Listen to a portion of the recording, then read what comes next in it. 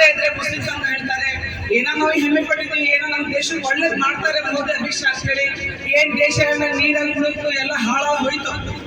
ಈಗ ಗಂಡ್ಮಕ್ಕಳು ಬಂದು ನಿಂತಿದ್ರು, ಈಗ ಮನೆಯಾಗಿದ್ದ ಹೆಣ್ಮಕ್ಕಳು, ತಾಯಿಯರು, ತಂದೆಯವರು ಎಲ್ಲರೂ ಬಂದು ಈ ಹೋರಾಟಕ್ಕೆ ನಾವು ಒಂದಾಗಿ ನಿಂತಿದ್ದೀವಿ.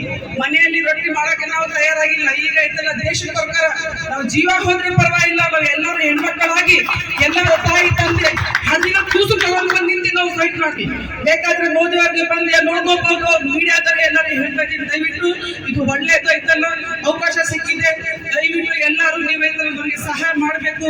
ಬಾಬಾಜಾನ್ ಮುದೋಡರು ಬಂದು ನಿಂತಿದ್ದಾರೆ, ಅವ್ರಿಗೆ ನಾನು ಧನ್ಯವಾದ ಹೇಳ್ತೀನಿ. ಇಲ್ಲಿ ಎಲ್ಲರಿಗೂ ಬರೋದ್ರಿಗೆ ಎಲ್ಲರಿಗೆ ನಮಸ್ಕಾರ ಹೇಳ್ತಾ ಇದ್ದೀನಿ.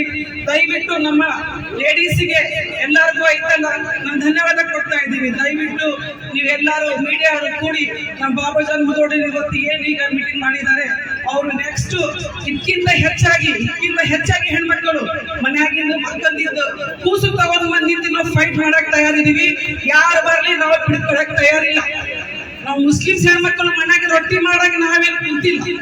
ನಾವು ಐತಲ್ಲ ಎಲ್ಲದಕ್ಕೂ ಹೋರಾಟಕ್ಕೂ ರೆಡಿಯಾಗಿ ಬಂದು ನಿಂತಿದ್ದೀವಿ. ಸಾಕಾಯ್ತು ಮೋದಿ ಅವ್ರದ್ದು ಕೇಳಿ ಏನ್ರಿ ಮಾತಿಗೆ ಮುಸ್ಲಿಮ್ಸ್ ಅಂತಾರೆ. ಏನ್ ಮಾಡಿದ್ದಾರೆ? ಎಲ್ಲ ಕಾಸ್ಟ್ ಮಂದಿ ಇದ್ದಾರೆ, ಎಲ್ಲರಿಗೂ ನಾನು ನಿಂತಿಸ್ತಿದ್ದೀನಿ. ಎಲ್ಲರಿಗೂ ಹೇಳ್ತಾ ಇದ್ದೀನಿ, ದಯವಿಟ್ಟು ನಮ್ಗೆ ಎಲ್ಲರೂ ಸಪೋರ್ಟ್ ಮಾಡಬೇಕು. ಎಲ್ಲರೂ ಐತಲ್ಲ, ಎಲ್ಲರಿಗೂ ಧನ್ಯವಾದ ಹೇಳ್ತಾ ಇದ್ದೀನಿ ನನ್ನ ಕಡೆಯಿಂದ.